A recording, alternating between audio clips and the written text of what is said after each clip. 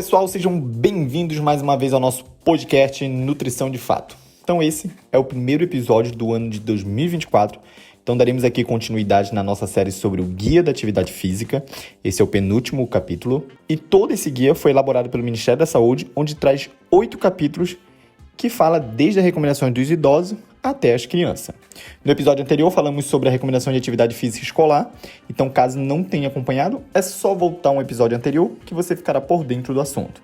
Então neste capítulo, iremos debater sobre exercício físico para gestantes e mulheres pós-parto. Então, o guia sempre começa com a seguinte pergunta: por que gestantes, mulheres no pós-parto, devem fazer atividade física? Então a prática de atividade física durante a gestação e no pós-parto, ela é segura, traz diversos benefícios para a saúde e também a saúde do bebê.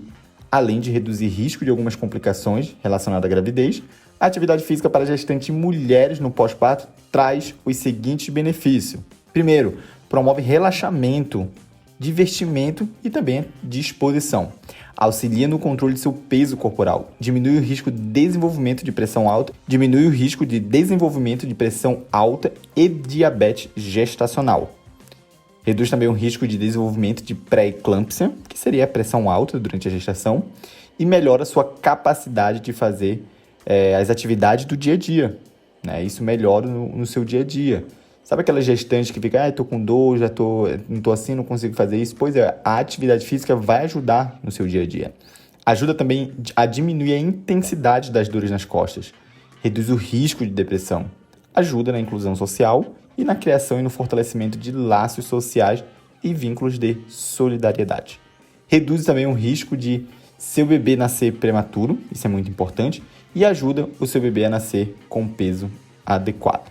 E é importante, a gente quebrar um tabu aqui, é importante que você saiba também que a prática de atividade física durante a gestação não aumenta o risco de malformação do seu bebê, não aumenta o risco de rupturas da bolsa, não induz o trabalho de parto, não aumenta o risco de aborto, não aumenta o risco de mortalidade do seu bebê após o nascimento, não aumenta a composição e a quantidade do gosto do leite materno e muito menos não seca o leite, tá bom?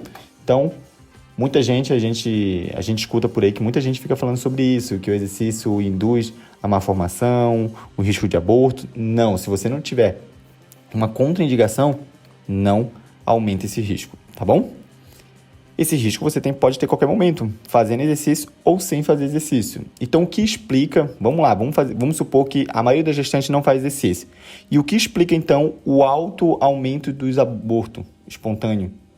O alto aumento é a prevalência da malformação, né? A malformação do bebê. Não é o exercício. E talvez seja a falta dele. Então, quanto tempo de atividade física a gestante e a mulher pós-parto deve fazer? Então, se você não apresenta contraindicações e preferir atividade física moderada, você deve praticar no mínimo 150 minutos de atividade física por semana. E se você já era ativa antes da gestação e preferir atividade física mais vigorosa, você deve praticar no mínimo 75 minutos. Lembrando, se você já era ativa, você também deve dividir a sua atividade física em pequenos blocos, é interessante isso, o guia traz essa importância, e fazer mais minutos no dia, ou de uma vez só, ou como preferir, apenas faça o exercício. É interessante também dizer que atividade física para o fortalecimento do assoalho pélvico são indicadas durante e após a gestação. Sabe aquela famosa bexiga baixa? Pois é porque o músculo do assoalho pélvico eles não estão fortalecidos. Então, é importante fortalecer os músculos do assoalho pélvico. Logo depois do pós-parto e com a avaliação do profissional de saúde, de preferência aquele que acompanhou você na sua gestação toda, você deve iniciar o exercício físico para o fortalecimento dos músculos que sustentam o órgão do pélvico, que seria o assoalho pélvico, tá? Então, é importante você conversar com a pessoa que lhe acompanha, um médico, e em seguida ir atrás de um educador físico especialista em materno-infantil.